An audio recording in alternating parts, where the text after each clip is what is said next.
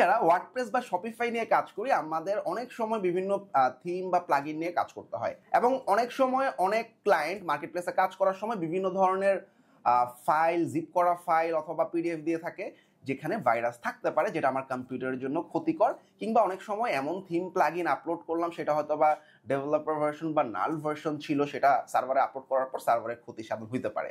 So আমরা আসলে কিভাবে জানবো কোনো একটা ফাইলে বা কোনো একটা ফোল্ডারে ভাইরাস আছে কি নাই, how to check? Let's see. So আমি আজকে দুইটা লিঙ্কের কথা বলবো। নাম্বার 1 হচ্ছে আমরা দেখতে পাচ্ছি virustotal.com, আর নাম্বার 2 হচ্ছে virusscan.jyoti, অথবা আমরা গুগল করলে পাবো জ্যোতি ভাইরাস স্ক্যান।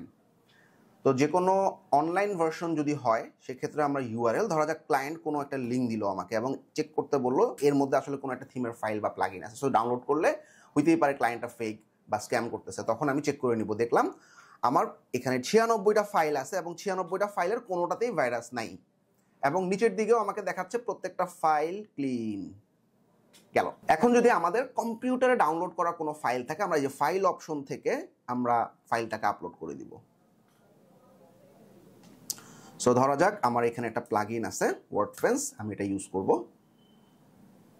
তো সে চেক করে বলতেছে এখানেও কোনো ধরনের ভাইরাস নাই এবং সবকিছু আনডিটেক্টেড, তার মানে এভরিথিং ইজ ক্লিন। এবার জ্যোতি ভাইরাসটা কিভাবে ব্যবহার করতে হয় একদম সিমিলার। ব্রাউজ বাটনে ক্লিক করব, আমার যে ফাইলটা আছে ফাইলটা আপলোড করে দিব।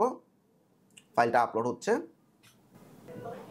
সো এখন সে অনেকগুলো অ্যান্টিভাইরাস দিয়ে চেক করতেছে, আমরা দেখতেছি এখানে অনেকগুলো অ্যান্টিভাইরাস দিয়ে চেক করে সে বলতেছে found nothing, found nothing, found nothing, found nothing. আবার একটু ডান দিকে আসলে আমরা দেখতেছি আরও কয়েকটা antivirus, found nothing, found nothing.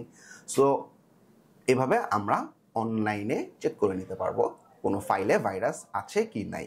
Online security নিয়ে সতর্ক থাকুন, ফেক ক্লায়েন্ট থেকে দূরে থাকুন। ধন্যবাদ।